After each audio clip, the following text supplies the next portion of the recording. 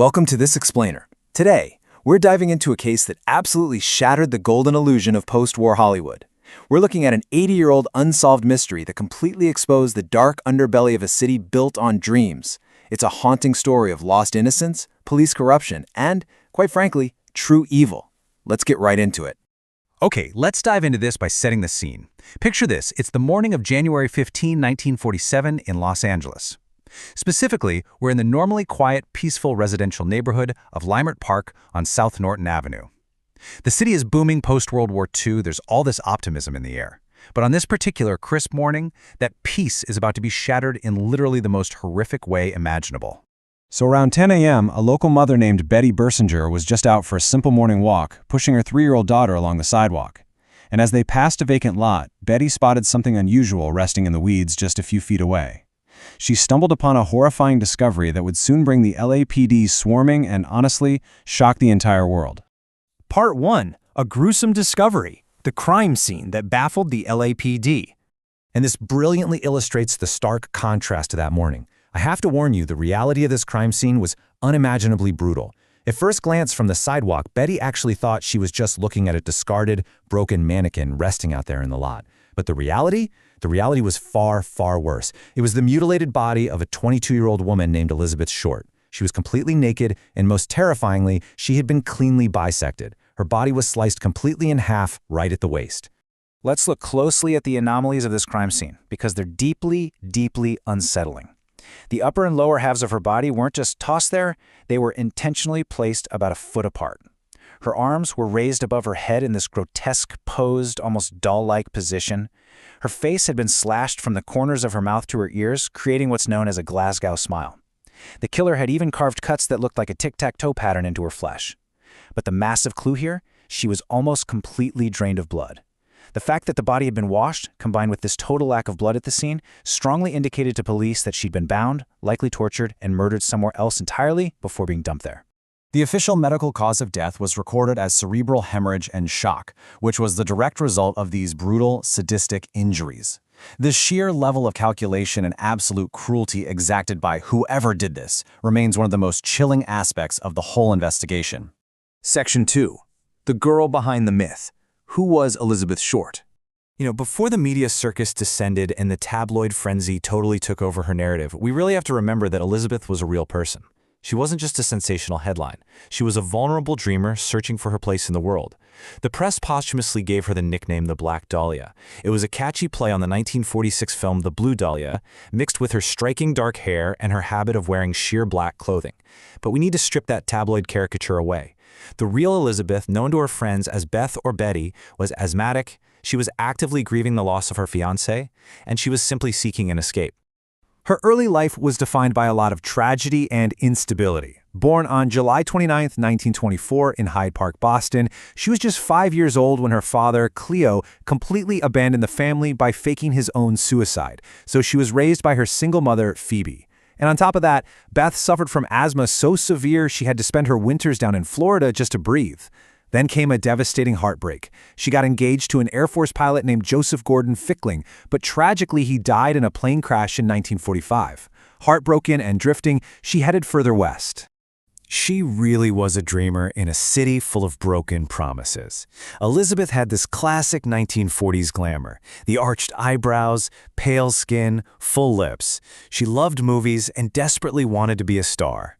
By mid-1946, she was living in Southern California for good, but it was a tough, transient life. She was bouncing between Long Beach and LA, working as a waitress, taking the occasional movie extra gig, and often just crashing on the couches of acquaintances she met along the way.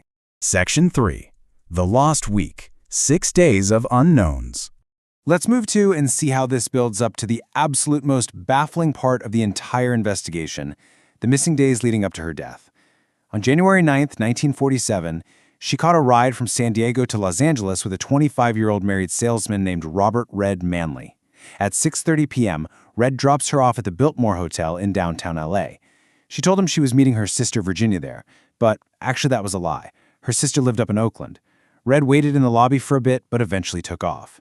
And from January 10th to the 14th, we enter what's known as the Lost Week.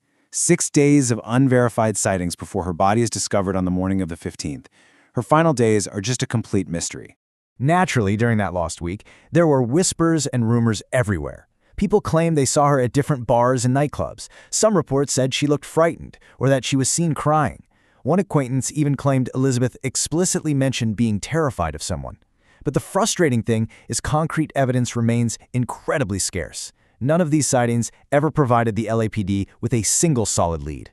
Section 4. Media Frenzy and Botched Investigation, a Circus in Los Angeles. Now, what's really interesting about this slide is this staggering number, 500. You see, the moment the LAPD arrived at that vacant lot, the press just swarmed. They relentlessly sensationalized Elizabeth, painting her as this promiscuous good time girl, just to sell papers, totally ignoring the fact that she was a vulnerable young woman. This caused massive problems. The LAPD was so completely overwhelmed by the media chaos and public hysteria that they actually received over 500 false confessions from people claiming to be the killer. Even with all the fake confessions, there was some tangible evidence. The FBI quickly identified her using her fingerprints, but then things took a super creepy turn. The actual killer mailed a letter to the police made entirely out of cut-up newspaper clippings, and inside, it included Elizabeth's personal items, like a leather glove. Yet, even with these bizarre clues handed right to them, the investigation was plagued by intense police rivalries. Section 5. Suspects and False Confessions, a Web of Dead Ends. Over the decades, a few prime suspects emerged. Now we're looking at these impartially because none have ever been definitively proven guilty. First up is Robert "Red" Manley, the last person confirmed to see her alive. He was interrogated heavily, but he passed a polygraph and had a solid alibi. Tragically, the sheer stress of the accusation contributed to severe mental health struggles later in his life. Then there's Dr. George Hodel, a prominent LA doctor known for wild parties who faced horrific allegations of incest. His own son, former LAPD detective Steve Hodel, later wrote entire books accusing him, and a police bug actually caught Hodel making some highly suspicious statements. Finally, we have Leslie Dillon, a bellhop who became a suspect after starting some really strange correspondence with a police psychiatrist about the murder. But beyond those guys, alternative theories were everywhere. Some tried to connect it to the Cleveland torso murders, others pointed fingers at organized crime, or suggested it was a botched abortion that went fatally wrong. But a very prevailing theory, especially given the surgical precision of the bisection and how the body was completely drained of blood, heavily pointed toward the killer being a surgeon or someone with advanced medical training. And finally, Section 6. A Dark Hollywood Legacy, the Enduring Fascination. So the crucial point is that nearly 80 years later, this case remains officially unsolved. It stands as a dark symbol of the dangers faced by young women chasing big dreams, and it really highlights how the media can devour victims twice. Elizabeth was just 22 when her life was stolen, and in death, she became a macabre Hollywood icon. Her story has inspired countless books, podcasts, and movies like Brian De Palma's The Black Dahlia. She was devoured first by a monster, and then again by the press. Which brings us to the end of our explainer. I want to turn it over to you now. What do you think happened to Elizabeth during that lost week? Who do you think actually possessed the cruelty to do something like this? Share your theories in the comments below. It's a haunting reality, but this case is a terrifying reminder that sometimes the worst monsters walk completely free. Thanks so much for learning with me today.